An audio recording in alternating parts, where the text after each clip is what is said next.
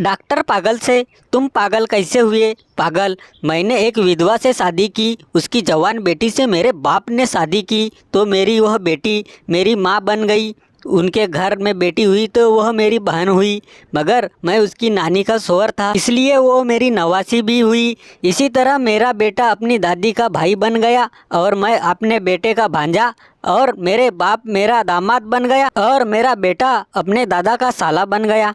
और डॉक्टर, अबे चुप कर, मुझे भी पागल करेगा क्या? एक मरीज डॉक्टर के पास गया। मरीज, डॉक्टर साहब मेरे कान में मटर का पौधा उग आया है। डॉक्टर, यह तो बड़ी हैरानी की बात है। मरीज, जी हाँ डॉक्टर साहब, हैरानी की बात तो है ही, क्योंकि मैंने तो अपने कान में भिंडी के बीज डाले थे। पहला दोस्त बोला, तुम्हारी बीबी के दांतों का दर्द ठीक हुआ कि नहीं? दूसरा दोस्त, हाँ डॉक्टर को दिखाते ही ठीक हो गया। पहले दोस्त ने हैरानी से पूछा, अच्छा कौन सी दवा से?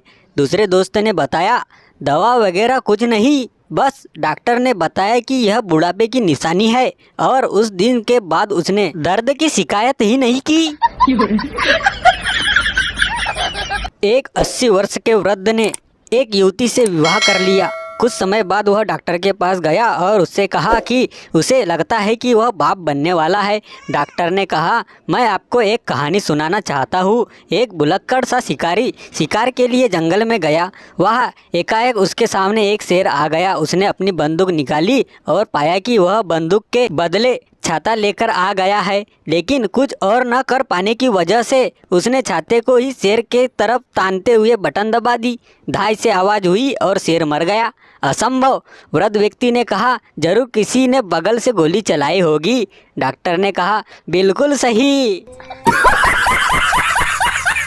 कुछ ही समय पूर्व डॉक्टर एक रोगी के पीछे भाग रहा था। बीच में ही एक आदमी ने पूछ लिया, डॉक्टर साहब क्या हो गया? डॉक्टर बोला, अरे 4 बार ऐसा हो चुका है। ब्रेन का ऑपरेशन करवाने आता है और बाल कटवा कर भाग जाता है। पप्पू की माँ की तबीयत खराब हो गई। वह अपनी माँ को लेकर अस्पताल गया। डॉक्टर, इनके कुछ टेस्ट हो गए। पप्पू, हे भगवान, अब क्या होगा? मेरी माँ तो अनपढ़ है।